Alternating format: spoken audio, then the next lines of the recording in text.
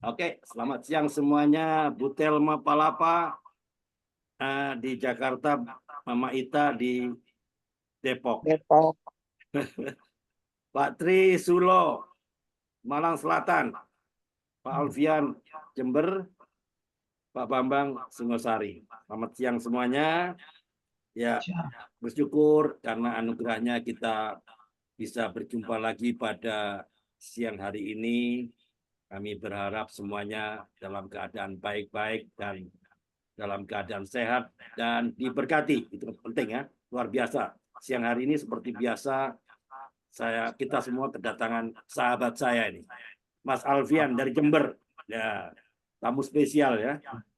Nah, seorang yang mengisi ruang testimoni ini. Ya, teman-teman kompak yang sudah hadir saat ini di virtual Zoom ini, ya terima kasih.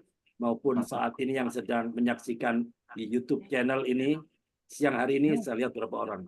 Woi, 77 orang. 77 orang ada di live YouTube. Luar biasa. Saya nggak tahu siapa aja nih. 77 seluruh Indonesia. Ya, silakan.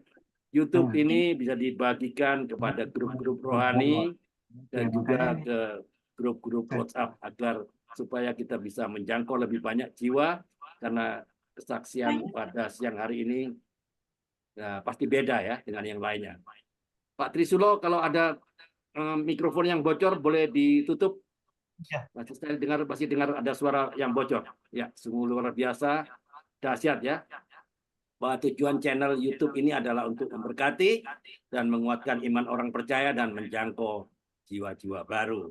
Silakan di-share ke teman-teman dan komunitas-komunitas yang lain sesuai dengan Markus 16 ayat 15 dan Matius 28 ayat 19 sampai 20 dan Kisah 1 ayat 8. Bagi yang rindu untuk bersaksi bisa call ke nomor WhatsApp Kompaks ya di 08122 970 2298 atau 08123 5567375. Nanti akan kami jadwalkan untuk bisa tampil di Kompak Siang nih.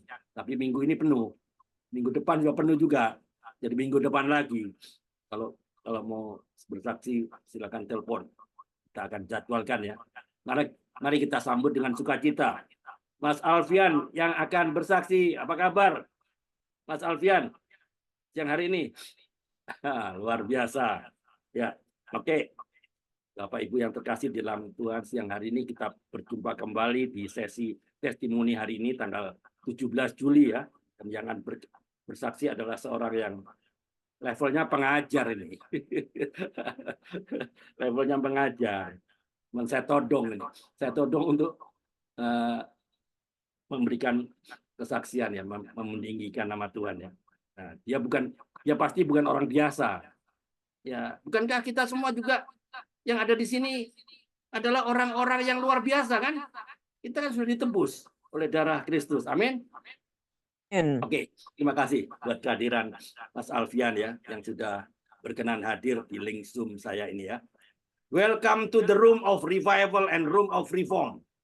Selamat datang di ruang kebangkitan dan ruang reformasi. Bagi teman-teman yang sedang menyaksikan YouTube channel ini, jangan di-skip ya. Karena ini penting ya. Jarang loh ada pengajar ya. Level pengajar yang mau isi ruang testimoni. Beda lah. Dan untuk teman-teman yang saya minta dengan hormat, kalau boleh, supaya on cam ya. Supaya on cam semua, agar supaya Mas Alfian bisa berbicara pada setiap kita. Ya, supaya dia tidak berbicara dengan tembok atau layar kosong ya. Ini acara kan interaktif ya, supaya acaranya itu lebih hidup ya. Semua bisa bertanya ya. Jika ada yang ingin ditanyakan, buka mikrofon, boleh. Ya, sebelum Mas Alfian memulai kesaksiannya, saya ajak Mas Alfian untuk berdoa. Kita tunduk dalam kepala. Mari satu dalam doa.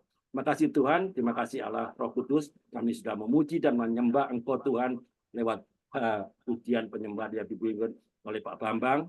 Luar biasa Engkau sudah menjamah setiap kami dan kami percaya siang ini kami adalah orang-orang yang luar biasa karena kami sudah ditebus oleh darah Kristus. Engkau juga pilih kami untuk bisa mendengar kesaksian yang meninggikan nama-Mu Tuhan. Lewat kesaksian dari Pak Alfian dari Jember ya. Kesaksian ini biarlah mengajar kami, bahkan menegur setiap kami. Supaya roh kita bangun, roh kita on fire. Bagaimana kami semua bisa Engkau pakai Tuhan dengan dahsyat dan ajaib. Ini doa kami. Mari Roh Kudus pimpin kami dari awal, pertengahan sampai pada harinya. Urapi setiap kami sehingga kesaksian ini bisa membakar setiap kami sehingga kami fokus hanya kepada Engkau. Di dalam nama Yesus Kristus, Allah kami yang hidup. Haleluya. Sama-sama katakan. Amin. Oke, Mas Alfian sudah siap untuk bersaksi ya? Oke, semangat, puji Tuhan ya. Luar biasa. Saya mau share dulu satu kebenaran firman Tuhan ya. Firman Tuhan di Yakobus 4. Ya, Yakobus 4 ayat 8a. Dia berkata apa? Mendekatlah kepada Allah dan Ia akan mendekat kepadamu. Mendekatlah kepada Allah. Ya, jangan kepada yang lainnya. Pada yang lainnya siapa? Ya musuhnya Allah. Ya, dia bilang mendekatlah kepada Allah dan Ia akan mendekat kepadamu. Sesungguhnya Tuhan itu tidak pernah jauh dari kita. Selama kita ingin dekat dengannya, maka Tuhan juga pasti dekat dengan kita. Karena itu jangan pernah merasa jauh darinya. Datanglah kepadanya, dia pasti menerima dan menolong kita. Oke, pasti teman-teman ingin tahu siapa itu Mas Alfian. Asal-usulnya dan mengapa dia tetap semangat, selalu on fire setiap hari. Mari ikuti podcast siang hari ini. Teman ngobrol siang ini adalah seorang pria yang tangguh. Dari mana? Dari Jember. Saya tahu ini. Pasti dari orang yang tidak percaya dong. Kita akan dengarkan ya sejauh mana sepak terjangnya Mas Alfian dan saya akan kulik bagaimana kapan dia mengalami Kristus. Ya, actually, I'm happy. Finally, that Mas Alfian here. Terima kasih sudah menyempatkan untuk teman ngobrol ya di siang hari ini di YouTube channel ini. Ya, saya akan berikan waktu dan layar buat Mas Alfian ya. Mulai ceritakan aja. Mungkin teman-teman ada yang belum kenal ya. Seperti Pak Openias, ya, ini dari Nias ini. Apa kabar Pak Openias? Ya. Puji Tuhan, kabar baik Pak. Nah, luar biasa ini semangatnya ini ya. Silakan Pak Alfian bisa dimulai dari sekarang.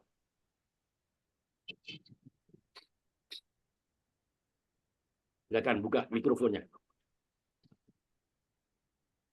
Suara saya bisa didengar jelas, teman-teman semua? Jelas sekali. Oke, puji Tuhan. Ya, jelas. Oke, jelas ya. Perkenalkan Bapak Ibu, nama saya singkat aja Alfian gitu ya. Kalau dari nama mungkin ada yang menduga saya ini murtadin ya, mantan Islam gitu. Padahal sebetulnya tidak. Sejak kecil saya Kristen, belum pernah jadi orang Islam dan tidak akan pernah gitu ya.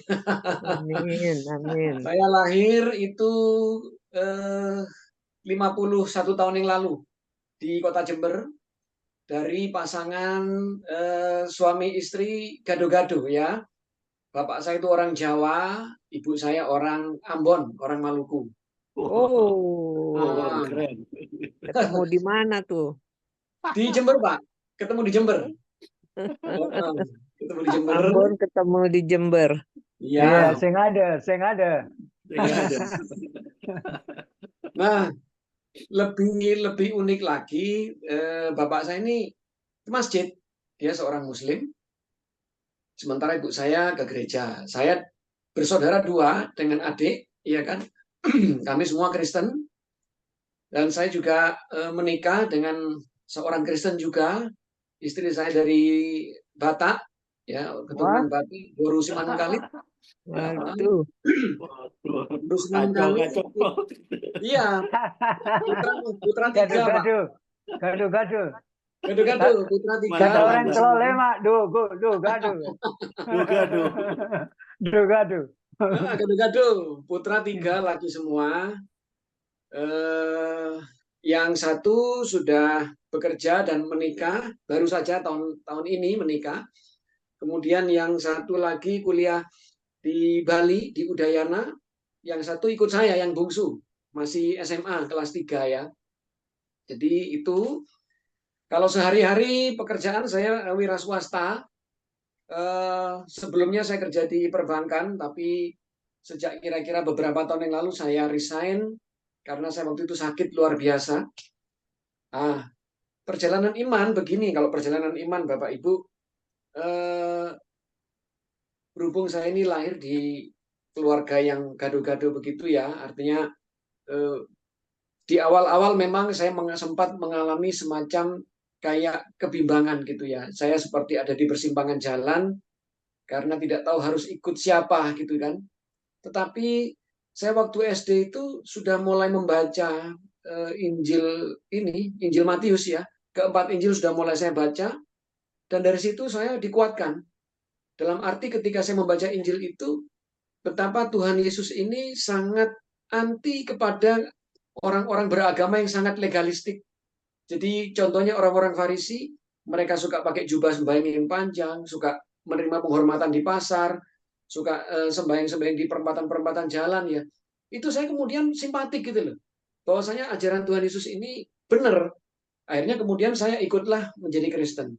Demikian juga adik saya, itu juga seorang Kristen juga. Dan kami beribadah di Jember itu, ada beberapa gereja yang waktu itu pilihan kami di GKJW, di Jemaat Jember. Tetapi di tahun-tahun itu sebelum tahun 90-an, itu kami ini boleh dibilang Kristen abangan ya. Jadi artinya tidak ke gereja, hanya ke gereja mungkin hanya setahun sekali pada saat Natal saja, gitu ya, atau pada saat Paskah. Tapi kebetulan saya sekolah di Katolik, jadi SD, SMP itu saya di Katolik. Jadi saya terbantu dari aspek pengajaran, saya terbantu walaupun Katolik ya, tapi kan setidaknya kan sama-sama percaya Allah Tritunggal, percaya Yesus gitu. Nah, akhirnya kemudian saya di situ istilahnya dikuatkan karena dari rumah saya nggak dapat apa-apa, gitu kan. Nah, lantas kalau Bapak Ibu perhatikan, di awal tahun 90 itu saya katakan itu terjadi kayak semacam revivalisme agama ya, khususnya di Islam ya. Kalau misalkan kita perhatikan foto-foto anak sekolah sebelum tahun 90 itu jarang yang pakai jilbab. Di atas 90 sudah mulai banyak yang pakai jilbab kan. Dan itu juga mulai merambah ke kantor. Saya tidak akan menyebut nama orang atau nama suku, tapi yang jelas ketika itu bapak saya sudah punya jabatan, sudah mulai enak di PTP ya, di PTP.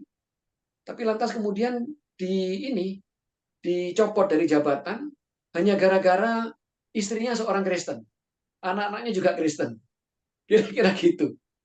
Sehingga kemudian ini menjadi pergumulan batin buat kami. Saya punya keyakinan gini Bapak Ibu. Setiap kali kita masuk ke gereja ya, itu pasti ada 1-2 orang jemaat kita itu yang sudah Kristen tapi keluarganya ada yang belum. Pasti ada itu. Dan itu saya alami juga.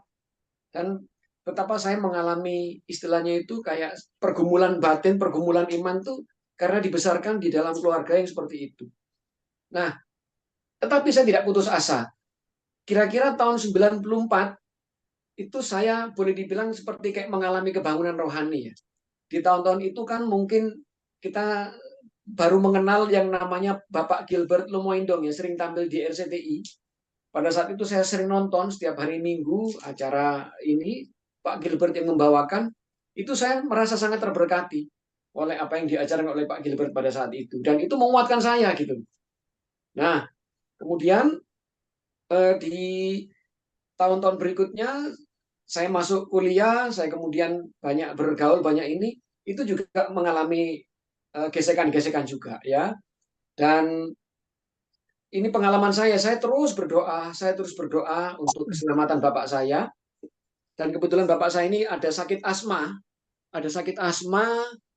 dan di tahun 2008 itu beliau masuk rumah sakit itu sampai kira-kira setahun itu 4 kali. Gara-gara sudah mulai ini hampir saya berpikir begini, sebelum bapak saya meninggal, saya ingin bapak saya itu percaya Yesus. Gitu kan? Nah, saya terus berdoa. Emang sebelum itu belum kenal Yesus kan? kan?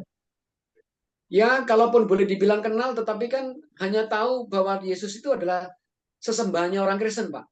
Tetapi mengenal dalam arti sesungguhnya kan belum. Gitu Oh, kan? Bapak Dalam dari apa? Muslim kan? waktu itu? Iya, dari Muslim, masih Muslim, Pak. Oh, oke. Nah, lantas saya terus berdoa. Kira-kira bapak saya sudah meninggal di tahun 2013, pas waktu itu saya masih ada saya di rumah berdua sama saya waktu itu. Nah, meninggalnya itu karena sakit jantung. Tetapi 2 tahun sebelum bapak saya meninggal, itu beliau setiap malam itu baca Alkitab dan berdoa sama ibu saya. Berdoa Kristen ya, berdoa Kristen. Oke. Saya Berarti ibu yang menginjili Bapak ya? sebetulnya ibu dan saya, Pak. Ibu dan oke. saya. Very good. Tetapi mohon maaf pada saat itu saya masih di tahun-tahun itu di 2010-an, 2011-an itu saya masih belum istilahnya mengenal bagaimana cara menginjil yang bagus dan yang efektif, belum tahu. Dalam artian untuk sampai mengajak orang belum tahu. Saya tidak pernah mengajak bapak saya terima Yesus, tetapi saya sering menceritakan tentang Yesus kepada beliau.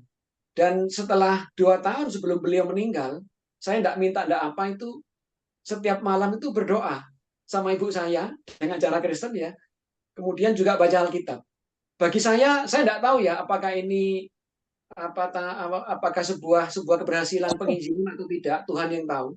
Tapi saya memaknai itu seperti penjahat loh Pak, yang di sebelah Tuhan Yesus kan dia tidak sempat dibaptis, tidak sempat ini. Nah, jadi karena memang ketidaktahuan saya juga itu. Dan bahkan seminggu sebelum meninggal, waktu itu sudah parah Pak ya, saya sudah tahu saat-saatnya sudah tidak lama, itu jaraknya seminggu dengan Ustadz Jeffrey Al-Bukhari meninggal, seminggu kemudian bapak saya meninggal. Jadi selesai seminggu. Nah, itu saya ngomong begini sama bapak saya ini, nanti kalau misalkan sewaktu-waktu papi meninggal, itu nanti setelah roh keluar dari tubuh, saya bilang ya, itu nanti akan ada sinar terang. Sinar itu adalah Yesus. Terimalah dan sambutlah. Saya hanya ngomong begitu. Keren. Saya hanya ngomong begitu karena berdasar buku yang pernah saya baca, pengakuan-pengakuan orang-orang itu seperti itu. Jadi saya hanya mendasarkan pada itu aja. Dan puji Tuhan, seminggu kemudian meninggal persis di dekat saya waktu itu. Saya dikubur ya masih secara Islam, tetapi saya tidak tahu ya kalau saya memilah-milah itu berdasar ajaran Jawa kan ada sembah rogo, sembah roso, sembah cipto ya kan. Sembah rogonya biarlah mungkin Islam, tetapi sembah roso, sembah ciptonya itu sudah Kristen. Ketika beliau sakit juga di rumah sakit, dikunjungi dari teman-teman gereja itu, mereka pamitan mau pulang nggak boleh sama bapak saya. Minta untuk mendoakan beliau. Sebentar. Kenapa dimakamkan secara Muslim? Katanya bapak sudah baca Alkitab sama ibu. Siapa yang memutuskan bapak harus Muslim saja dikuburnya? Karena begini Pak. Karena begini, walaupun beliau ini istilahnya setiap malam itu berdoa Kristen gitu, kemudian membaca Alkitab, tetapi beliau juga menjalankan kewajiban agamanya masih. Oh, oke. Gitu. Dan itu saya lihat ya ternyata banyak juga penginjil-penginjil yang seperti itu. Dalam artian gini, orang-orang itu diajak percaya Yesus, tapi mereka istilahnya masih tetap menjalankan ritual. Saya tidak tahu seperti itu bagaimana. Tapi yang jelas minimal sudah tergarami. Saya tidak tahu apakah ini bentuk keberhasilan atau tidak.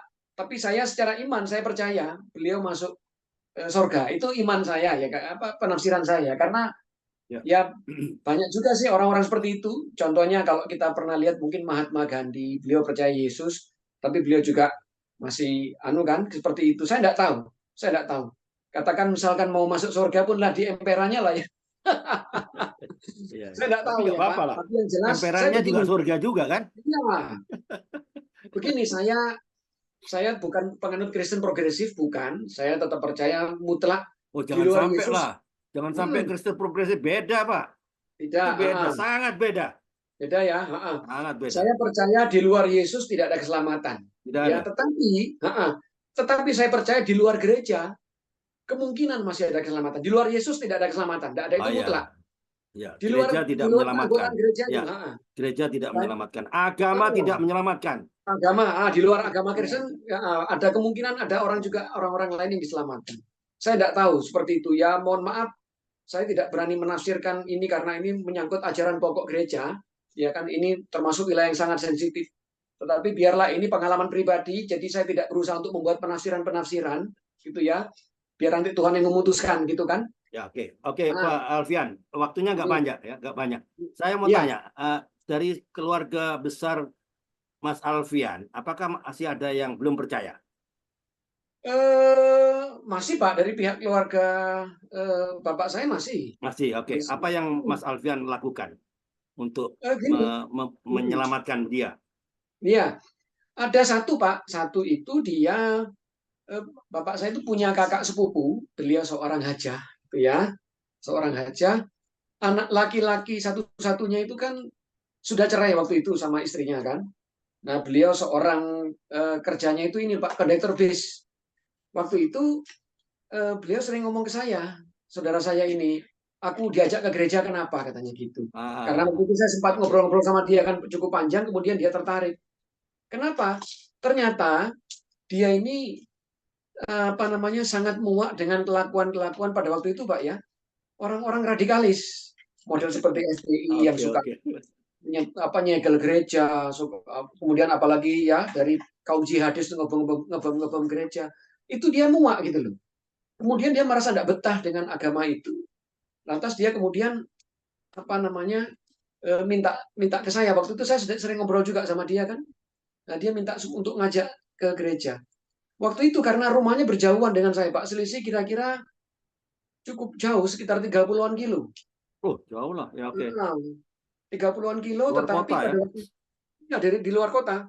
Ya, oke. Kebetulan waktu itu di GKJW kedatangan tamu dari orang-orang misi, Pak. Orang-orang misi. Lantas beberapa hari sebelumnya saya sempat ngontak saudara saya ini, keponakan bapak saya ini, saya bilang, ayo, namanya Nur Hasim. Ayo Cak Hasim, saya bilang manggilnya Cak Hasim. Ayo ikut, saya bilang gitu. Jadi sampean kepingin kenal Yesus katanya. Oke katanya. Nah, lantas kemudian saya ajak ke sana, ke itu misi itu. Lantas ketemu dengan seseorang, namanya, saya sebut nama aja enggak apa-apa ya, Bapak Panuju Widodo. Lantas kemudian dia dari luar kota, kemudian sama Pak Panuju diinjili, dikuatkan, kemudian ditantang untuk terima Yesus. Beliau mau terima, kemudian 5 bulan kemudian meninggal. Oh, puji Tuhan. Iya, iya. Sebentar, Mas Alfian. Mas Alfian kan sudah tahu siapa Yesus. Apakah Mas Alfian nggak pernah menceritakan bahwa Yesus itu datang ke dunia untuk menebus manusia di dalam dosa? Karena firman Tuhan bicara upah dosa adalah maut. Nah, itu maut itu akan dikalahkan. Satu-satunya yang mengalahkan ya dengan kebangkitan. Nah, itu nggak cerita kan? Hal-hal ini kepada Nur Sudah Hasim tahu, tadi. Pak. Sudah tahu, tetapi pada waktu itu memang saya merasa gini, ini mestinya harus ada orang lain. Karena apa? Kalau sama saudara sendiri kadang-kadang itu kayak seperti sama-sama tahu kelemahannya ya Pak ya. Itu rasanya kurang pas gitu Pak. Kebetulan waktunya pas, waktu itu ada dari misi datang. Dan kok bilang lagi nih Pak juga begini ya, saya di tahun 2014 itu saya pernah mengalami sakit GERD luar biasa. Sakit GERD ini saya muntah darah setahun itu sampai 5 kali. Saya berdoa waktu itu minta sama Tuhan, Tuhan sembuhkan saya. Saya hampir mati Pak. Saya minta tolong Tuhan sembuhkan saya. Kalau Tuhan sembuhkan saya mau istilahnya itu bekerja untuk mewartakan Injil-Mu. Itu 2014. Dan istilahnya saya itu mengabaikan, saya sudah sembuh. Saya bahkan bisa minum kopi, bisa apa ya. Saya mengabaikan Pak, itu kesalahan saya. Saya mengabaikan sampai kira-kira di tahun 2018. Itu saya mulai menyadari bahwa itu penting luar biasa untuk kita bisa mewartakan Injil. Ya. Itu kan. Nah, setelah itu ya saya mulai banyak belajar banyak, bahkan saya di tahun 2020 itu saya mulai menulis buku yang sekarang sudah jadi, itu kan. Nah, lantas kemudian saya dikuatkan, semakin diteguhkan. Tapi, ya mohon maaf Pak, saya bukannya mau curhat atau enggak ya, enggak. Ketika buku saya sudah jadi dan saya mau menginjil lewat buku ini juga, itu di bulan Februari sebelum pemilu kemarin tuh saya mengalami kebangkrutan. Saya cerita aja, saya mengalami kebangkrutan. Rupanya iblis nyerang saya supaya saya tidak menginjil. Kira-kira itu penafsiran saya ya. Lantas ya sekarang ini saya memang benar-benar dalam kondisi sedang terpuruk. Tetapi saya untungnya saya masih punya buku yang bisa saya promosikan. Sementara saya usaha saya mainan segala macam tutup, ya kan, tinggal buku ini. Ya kan, ini adalah buku Apologetika Kristen Melawan Ateisme Modern. Saya menulis bersama istri, gitu kan. Saya memenuhi panggilan Tuhan untuk supaya bisa menginjil, dan sekarang saya juga kira-kira belum sebulan ini saya punya channel YouTube di mana di situ saya berusaha untuk memberikan pengajaran-pengajaran ya. Memang agak kaku ya karena beda ya, kita ngobrol begini kelihatan orang dengan ngobrol di depan kamera enggak ada orang tuh seperti orang gila. Gitu. Iya, Tapi iya. mudah-mudahan semakin lama semakin luas, dan saya mengkhususkan diri itu memang apologetika Kristen melawan ateisme modern. Saya mohon doanya Oke, kiranya sebentar, apa yang saya Mas Alfian. Bentar ya. Oke. Mas Alfian kan sudah menerbitkan buku, kan sudah terbit dong. Iya, Nah, kalau boleh di-share di grup supaya boleh mungkin boleh. ada yang tertarik Ya, bisa menghubungi Mas Alfian ya, untuk bisa dikirimkan buku itu, ya. kan Nah, bisa ini memberkati bukunya. kita. Oh, Boleh itu saya dia. tunjukkan ya. Nah, ini bukunya Bapak Ibu. Ini Apa itu? harganya murah, hanya 100.000 aja. Nah, 100.000, Oke. ya kan? Nanti kalau untuk order bisa ke isi nomor ini, silakan di screenshot. Nah, ini kalau bisa di screenshot barangkali kelihatan 0812330 35383. Oke. 0812330 35383 gitu ya, di WA. Oke. Chat Di saja ya WA. Bapak Ibu, nggak perlu telepon karena nanti saya bingung kalau telepon. Lebih baik chat, nanti pasti saya balas gitu ya. Tapi mohon maaf Oke. juga karena memang keterbatasan dana itu, jadi kalau misalkan ada yang transfer gitu ya baru saya orderkan ke percetakan gitu, ke penerbit. Oh ya. Masih Oke. menunggu, tapi berkat rohaninya luar biasa gitu ya, karena Alfian, ini Oke, juga kerja satu teman-teman nomor tahun. HP-nya boleh tadi berapa dicatat Pak ya. Alfian? Nomor HP-nya tadi 081 Dua 2336. 081 Ya, 2330 ya. 35383 Pak. Ya. 83. 35383. Oh, ya. Kemudian bisa mengunjungi juga channel YouTube saya yang baru itu Pak. Ya. MRM Pak. MRM itu singkatan dari Manembah Rasa Ministry. Wah, Manembah. keren. Mantap. Manembah Rasa Ministry. Saya memang lebih menitik beratkan pada pengajaran karena memang beberapa tahun belakangan ini saya fokus untuk mendalami ateisme gitu, karena ternyata tidak hanya orang Kristen yang jadi ateis ya, ternyata dari kalangan Islam juga banyak yang jadi ateis. Jadi saya tidak istilahnya tidak menginjili orang Islam, saya menginjili orang ateis, baik itu dari Kristen maupun dari orang Islam gitu ya. Oke, bentar, Mas Alfian. Ini waktunya tinggal, saya lihat waktunya tinggal 10 menit lagi, nggak banyak ya. Masih 10 panjang, menit lagi. masih panjang. Pertanyaan Nah, saya enggak boleh. sekarang, pertanyaan saya, ya.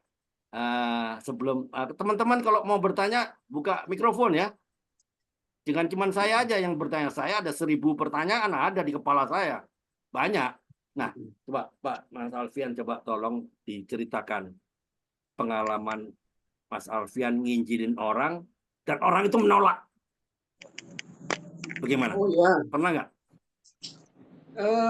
begini Pak, kalau menolak itu pernah menolak gitu ya. Jadi artinya saya cerita tentang Yesus, saya cerita apa yang sudah Tuhan Yesus lakukan.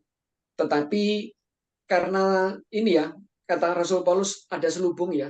Kemudian dia masih banyak mempertanyakan. Sudah saya jelaskan, tetapi beliau masih tetap menolak. Itu teman saya sendiri, Pak. Teman saya Masih sendiri. ngeyel ya? Masih ngeyel. Iya, kemudian, Oke. kemudian ya sudah enggak apa-apa.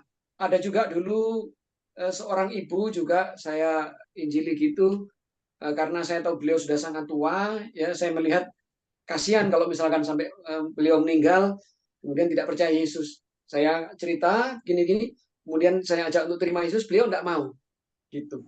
Lebih Oke. banyak yang menolak Pak dibanding yang ini. Tapi Ya, biasa lah, ya, biasa. Ya, bagi saya itu bukan karena saya ya, tapi ya, karena memang hatinya sendiri yang masih ya, menuntut masih diri. masih Heeh. masih Mm-mm. tanah berbatu-batu. Oke, Iya, saya tanya lagi. Teman-teman kalau ada yang mau tanya, buka mikrofon ya. Karena saya akan bertanya terus ini. Kalau nggak ada yang tanya ya. Oke, saya tanya lagi. Sekarang sejak Cak Nur Hasim yang sudah terima Yesus, apakah iya. masih ada saudara-saudara Mas Alfian atau saudara dari istri lah? Masih ada nggak? Kalau dari istri, enggak, Kristen semua, Pak. Dari Oke, sepupu, ada masalahnya gini, Pak. Itu kami terkendala jarak ya, terkendala jarak yang begitu jauh. ya, Jadi eh, kami itu hanya hubungan lewat WA dan itu ya, pun ya betul. Nggak apa-apa. tidak banyak yang bisa saya lakukan lewat WA itu. Itu tidak banyak. Makanya saya menulis buku ini maksudnya begini. Buku ini nantinya kalaupun nanti kemudian bisa balik modal, saya akan kirimkan ke mereka karena dalam buku ini saya juga istilahnya tidak menyerang agama lain ya. Saya tidak menyerang agama lain. Saya hanya menjelaskan bagaimana ajaran Kristen itu ya menghadapi tantangan dari ateisme, orang-orang skeptis. Dan ketika orang membaca buku ini, nanti dia akan ditantang juga untuk menjawab problem yang diajukan oleh ateis itu dari perspektif agama mereka. Kalau memang bisa menjawab, ya puji Tuhan, mereka istilahnya masih tetap di agama lama. Kalau tidak bisa, besar kemungkinan mereka akan percaya Yesus gitu. Ya, oke. Saya akan tanya lagi. Kalau nggak ada Ya, yang bertanya, saya tanya Pak. oh, Ya, Pak Pak Alfian. Trisilo. Iya. Ya, Saya ada 1000 pertanyaan ini. Ya, Pak di Trisilo, Jember, monggo. ya, makasih. Di Jember kan banyak orang M ya Pak, orang Madura ya. banyak Pak. Dari kalangan Madura terutama Pak. Itu kan songar-songar Pak. Apakah Pak Alfian juga menginjili orang-orang M yang songar-songar itu Pak? Kalau salah-salah celurit bisa Celurit. bisa Pak. Jember. Gini Pak, iya betul. Tapi gini Pak, saya tidak datang kepada mereka itu sebagai orang Kristen, tidak. Saya datang kepada mereka sebagai seorang akademisi, di mana saya punya problem tentang problem-problem teologis dari perspektif seorang ateis dan harus dipecahkan bersama. Jadi saya cukup apa namanya antisipasi, jangan sampai kemudian ketika saya bawa diri sebagai orang Kristen, nanti ketika misalkan kita ada salah ucap atau apa, kan nanti risikonya gereja Pak. Itu Iya. berbahaya. Jadi saya di sini saya hanya datang sebagai seorang yang membawa problem wacana akademis. Ayo problem ini kita selesaikan bersama-sama. Itu taktik aja sebetulnya. Jadi jadi misalkan begini, saya mengajukan pertanyaan begini, misalkan nih ada orang ateis tanya, ini loh, saya ada orang ateis tanya sama saya. Memang iya, makanya sampai bisa nulis buku ini karena ini pengalaman pribadi Pak dengan orang-orang ateis. Saya biasanya tanya gini, ini ada orang ateis tanya, misalkan ya, apa buktinya bahwa Tuhan ada? Itu kan tidak bisa dijawab Pak. Iya. Iya kan orang hanya bisa membuat analogi-analogi. Misalkan analogi orang ditempeleng, rasa sakit bisa dirasakan tapi tidak bisa dihadirkan, ya kan, tidak bisa dilihat. Itu bukti bahwa itu kan analogi, bukan bukti. Nah, ketika mereka tidak bisa menjawab, baru saya ngomong, saya bisa membuktikan Tuhan yang saya imani, tapi bukan bukti empiris, bukti sejarah. Yesus Kristus kan tokoh sejarah, Pak, Ya, Yesus ya, itu. betul, Dan betul. baru nanti saya bongkar dari aspek sejarahnya. Kira-kira Oke. gitu, Pak. Very good. Mantap. Pak, Saya tidak Oke. membenturkan dengan Kristen. Enggak, ini ada orang ateis tanya gitu. Ayo kita pecahkan bersama-sama. Boleh, Itu. boleh, boleh, dalam boleh. panggilan kepada orang M ini Pak, untuk lebih apa akrabnya, ini tidak mengatakan Tuhan Yesus ya, mengatakan Isa Al-Masih. Ya, betul. Dipraktekkan Pak. Ada seperti itu, ada itu kalau pendekatannya pendekatan agama. Ya. Jadi saya tidak pendekatan agama, tidak pendekatan teologis, tapi pendekatan filsafat, lebih banyak pendekatan filsafat. Misalkan ada pertanyaan gini Pak, orang kan tidak pernah nyangka ditanyain. Bahwasanya Tuhan itu maha tahu, ya. Tuhan maha suci, betul.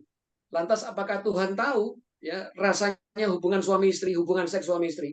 Itu kan susah dijawab. Kalau dibilang tahu, Tuhan tidak maha suci karena dia berarti punya hawa nafsu. Dibilang tidak tahu berarti tidak maha tahu. Ini kan problem yang sering diajukan oleh orang ateis. Nah, saya Oh, membawa iya. wacana seperti itu. Saya tidak apa ya, mengkritik imannya orang Islam, enggak. Itu Iya. saya hindari, Pak.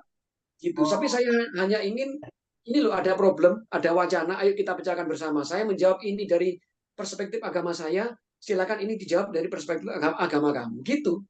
oh, ya, Boleh juga nih. Kan lebih lebih enak gitu kan. Ya, ya. Saya Oke. aman, ya kan?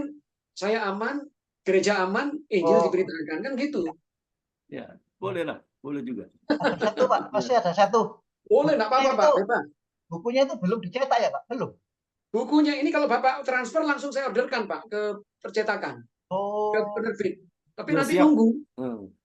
Nunggu ada biaya dulu baru Iya, karena nanti memang saya sedang dicetak. terpuruk, benar-benar terpuruk saat ini. Maksudnya Jujur, tidak Pak. ready stock lah, Pak. Tidak ready oh, stock. Tidak ready stock. ada di stok ya. Maksudnya itu. Ah, Jadi tapi siap. harganya berapa, ongkos 100 kirimnya ribu aja, berapa, nanti ditambah nanti ongkir. ongkirnya berapa, nanti baru transfer Baru baru saya dia akan berikan, gitu, kirim. Pak. Itu Ah, aja. Itu aja Tadi sih. judulnya Itu apa Pak? bagus juga. Judulnya apa Pak? Tadi judulnya bukunya. Judulnya The Holy Atheist, Pak. Buku ini saya Oh, tulis ateis. formatnya saya tulis dalam bentuk novel, tetapi dalam novel ini penuh dengan debat teologis, filosofis antara orang Kristen sama orang ateis. Kalau saya bentuk buku apa literatur, buku akademis, orang akan pusing karena ini banyak menyangkut tema-tema filsafat. Makanya saya berupaya sederhanakan supaya orang awam pun bisa membaca, gitu, Pak. Betul Pak. Kalau Oke. menyinggung agama, menyinggung nabi mereka, ya bahaya Pak itu Pak. Kalau ini kan nggak menyinggung mereka. Enggak, saya tidak masalah tidak. Tidak. Makanya kan gini, di dalam buku ini saya banyak mengajukan pertanyaan-pertanyaan ya, yang Ya. sekiranya itu misalkan dibaca oleh orang agama lain, mereka juga akan ditantang untuk menjawab pertanyaan itu dari Oh perspektif iya, agama mereka. Iya. iya. Oke, very good. Gitu. Jadi kan saya aman, saya tidak kena Aman, pasal penodaan agama kan gitu kan. Boleh. Orang Aman. lain juga aman kalau bisa. gitu Pak. Aman kalau gitu. Bagaimana? Aman kalau gitu. Ya, aman, aman, aman, aman Pak. Kita Oke. ini gini ya, kalau misalkan ini saya boleh sekedar masukan juga, yang namanya perdebatan agama dimanapun di Indonesia itu pasti akan selalu berat sebelah, Pak. Karena secara politis sebagai pihak yang minoritas pasti kita itu secara hukum kalah, Iya. gitu. Secara politis ya, secara hukum, secara politis pasti kalah. Makanya kita harus pandai-pandai, kata Tuhan Yesus kan, cerdik seperti ular, tulus seperti merpati. Ya ini Amin. mudah-mudahan saya diberi hikmah. Iya. Oke. Sama Tuhan. Itu, Pak. Iya. Heeh. Ini Bu Terima Telma, kasih. ada yang mau ditanyakan Bu Telma? Boleh tanya, Bu. Silakan Bu Telma. Masih ada waktu. 5 menit. Halo Bu Telma. Pas, Oh, nggak ada yang tanya. Oke. mantap Pak Alfian. Iya, Bu. Terima kasih, Bu. Heeh. Mantap, mantap. Ya. Nanti mohon izin ya, nanti istri saya mau sumbang lagu nanti. Habis ini enggak apa-apa ya? Oh ya, bisa. Ah. No problem. Beliau Ya. ingin memuji Tuhan juga. Jadi di dalam Amin, di tengah-tengah amin. kami Penyanyi itu ya? Penyanyi ya? Simanung Ah. Khalid namanya. Siapa? Simanung Khalid, Pak. Baru Simanung Simanung Khalid. Khalid. Oh. Ya. Oke, very good.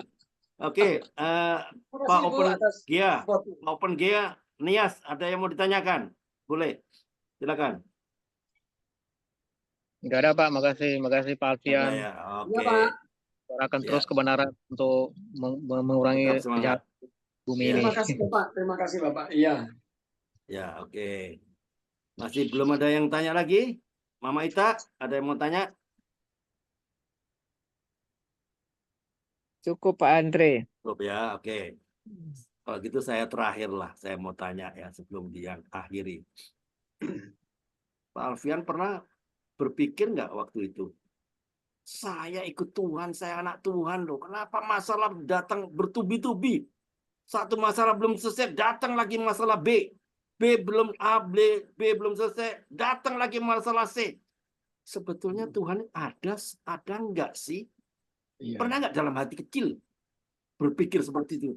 Kok Ya, saya pasti ada. tanya, saya memohon, saya berdoa, rasanya Tuhan itu nggak ada. Rasanya di atas kepala saya itu ada dinding tembaga. Nggak tembus doa saya. Pernah Kak mengalami seperti itu? Pasti pernah Pak Andri, pasti pernah ya, kita semua pernah ya, sebagai seorang manusia kita pasti juga bertanya-tanya, Oke. kalau memang Tuhan ada dan Dia Maha Baik, kenapa kok kita itu rasanya tidak pernah selesai penderitaan, selesai yang Iya, satu betul. datang lain gitu kan. Ya. Gitu. Ya sampai lelah kadang-kadang Pak, secara mental, secara iman juga lelah, tetapi bersyukur saya sudah punya jawabannya gitu Pak, kira-kira. Oke. Jawabannya apa? Boleh share? Mungkin mau jawaban singkatnya begini ya. Itu kan ada dua ya.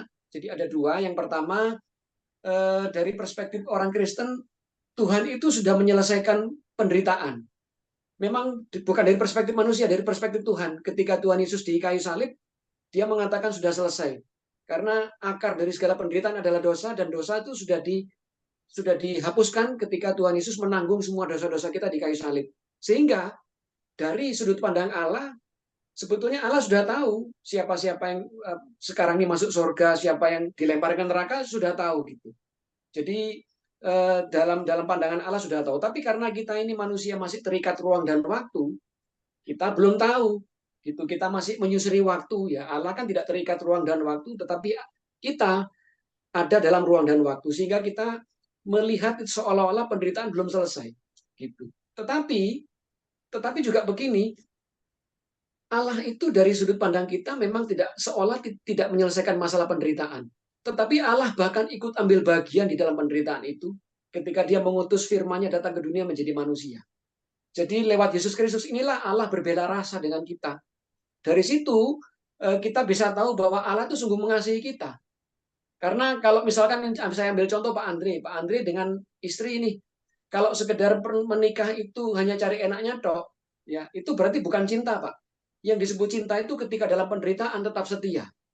Nah, Allah itu sudah rela menderita bagi kita lewat Yesus Kristus, itu menunjukkan kesetiaannya buat kita. Nah, sekarang ketika kita menderita, ya gantian dong kita menunjukkan kesetiaan kita pada Allah. Itu bukti cinta, bukan cari enak-enakan. Tetapi juga begini, karena kita sudah diselamatkan, Satu kita menit ini lagi. 1 menit lagi, persingkat. Ya, ini sedikit lagi memang sudah di ujung ini. Karena kita sudah diselamatkan, kita sudah tahu endingnya tuh sudah tahu ending cerita kita sudah tahu gitu Pak. Kalau kita nonton film, baca buku, endingnya sudah tahu, kita baca penderitaannya seperti apapun, tidak akan tegang itu. Karena kita sudah tahu gitu loh Pak. Saya pun begitu, sekalipun saat ini saya sedang menderita, karena saya tahu endingnya saya akan bahagia di surga. Amin. Semua penderitaan saya lihat tuh hanya sekedar petualangan saja, bukan penderitaan gitu. Amin. Bisa menjelaskan bedanya sama orang lain kan penderitaan karena dia tidak tahu endingnya. Kalau kita bisa tahu endingnya, bisa menjelaskan karena kita tahu endingnya. Kira-kira gitu. Alright. Itu aja Pak, hanya permainan hidup. Orang lain seperti itu Pak ya. Ya. Oke, very good. Oke, ada yang baru masuk nih. Bu Hana Inggit, lagi di perjalanan. Oke, selamat siang Bu Hana. Oke, ya saya mau komentari aja lah apa yang Pak Alfian sampaikan yang terakhir tadi ya. Mari kita belajar dari Yusuf. Yusuf itu dijual sebagai budak oleh siapa? Saudara-saudaranya loh. Ketika dia berusia 17 tahun. Kejadian 37 ayat 2. Ya. Nggak usah dibaca lah. Catat aja lah. Kejadian 37 ayat 2. Kita belajar dari Yusuf lah. Alkitab mencatat Kejadian 41 ayat 46. Yusuf berusia 30 tahun ketika dia dipromosikan menjadi petinggi orang kedua Mesir loh. Oleh karena itu Yusuf harus menunggu 13 tahun dari saat dia dijual hingga dia dipromosikan oleh Firaun menjadi orang kedua di Mesir. Abraham harus menunggu selama berapa tahun? 5 tahun? 6 tahun? 25 tahun. 25 tahun. 25 tahun untuk mendapat apa? Ishak yang dijanjikan Allah kepada Abraham dan Sarah. Musa. Ya, Musa ini harus tunggu berapa? 49 tahun untuk memimpin bangsa Israel keluar dari tanah Mesir. Yesus itu harus tunggu selama berapa? 30 tahun loh. Untuk dia bisa naik ke kayu salib. dan menjadi juru selamat umat manusia. Jadi, perhatikan saya ke depan ya. Dengar baik-baik. Perhatikan. Sering kita bersungut-sungut jika rasanya kok lama sekali Tuhan menjawab doa-doa kita. Jika Tuhan meminta kita menunggu sampai Ia menjawab doa permohonan kita, maka kita termasuk dalam kelompok tokoh Alkitab. Tokoh-tokoh hebat di Alkitab yang dipakai Tuhan secara luar biasa. Ibrani 10 ayat 23. Bicara apa? Marilah kita teguh berpegang pada pengakuan tentang pengharapan kita. Sebab Ia yang menjanjikan setia. Amin. Tuhan Yesus memberkati. Oke, siapa? Istrinya mau menyanyi? Ya, ini Pak, sebentar. Mama sini. Bentar Pak ya, Mama sini. Dipasang dulu Pak, untuk ininya Pak. Oke. Bentar Pak ya. Pasang dulu. Bentar Pak. Terima kasih buat kesempatan yang diberikan kepada saya. Saya Oke, istrinya silakan. Mas Alfian Teni Simanungkalit. Mohon maaf kalau saya tidak pintar berkata-kata seperti Pak Su, tapi saya ingin menaikkan satu lagu pujiannya. Satu lagu pujian juga ini kesukaannya Pak suami Pak Alfian. Masukkan musiknya.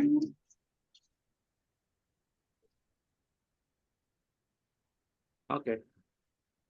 Namanya Alfian itu penyanyi loh. Penyanyi Alfian kan penyanyi tempo dulu kan ada nama Alfian tuh.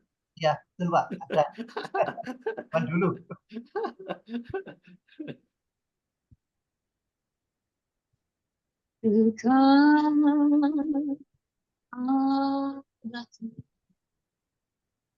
Satu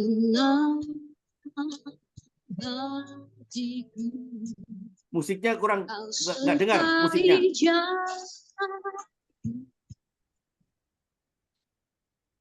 Sepanjang hidup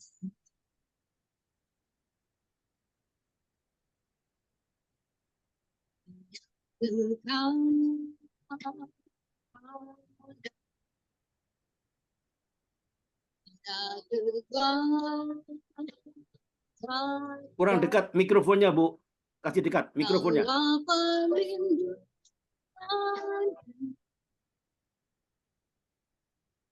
Keselamatanku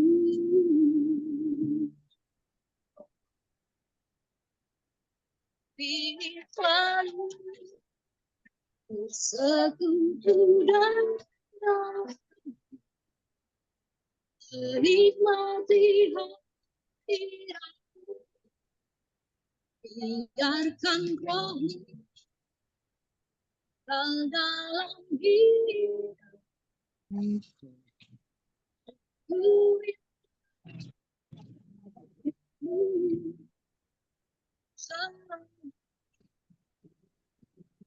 Mikrofonnya kurang dekat, Pak Alfian. Putus-putus. Ya, kurang dekat mikrofonnya. Mikrofonnya kurang dekat, kurang dekat. Dekat mikrofonnya. Kurang dekat, kurang dekat.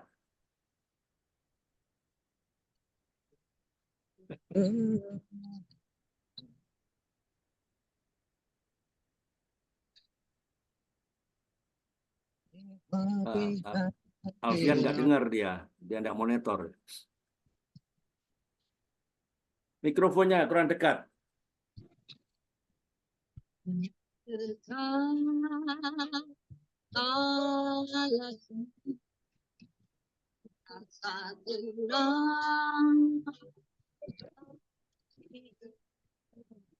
Kau sertai jalan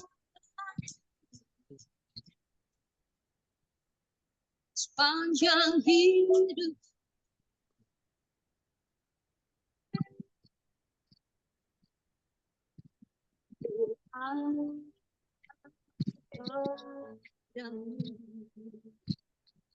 Pada kekuatan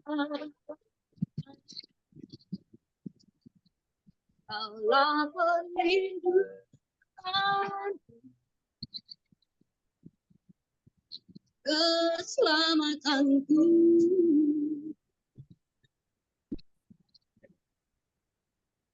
Ingin selalu bersekutu denganmu, menikmati harimu, biarkan roh tinggal Mikrofonnya dalam dikalungkan tuh apa? Kalaunya harus dekat itu. Ya nggak dengar sih ya, saya bilang. selamanya.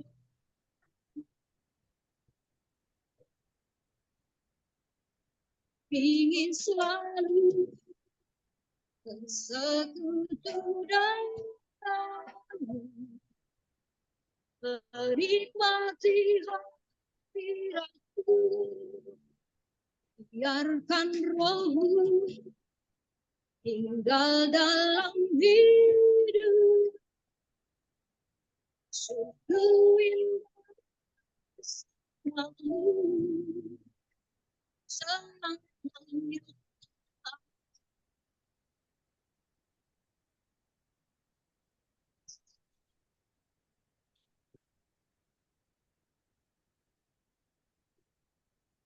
Suaranya kurang dekat itu, nggak dengar kita.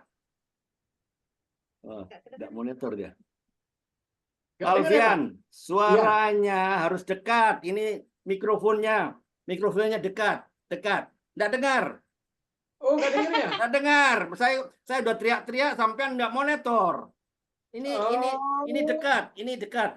Nah, ini di sini nggak dengar. Ini kan di sini. Di sini mana? Ini dekat Nanti, sini. Pak. Kasih Next ya, sini. next, Pak. Oke, next time. Oke, no problem. Next ya. Oke, terima kasih, Mas Ya. Alfian. Oke, alright. Silakan Pak Trisulo. Ya, Silakan dipimpin, Pak. ya, ya. Ya. Bapak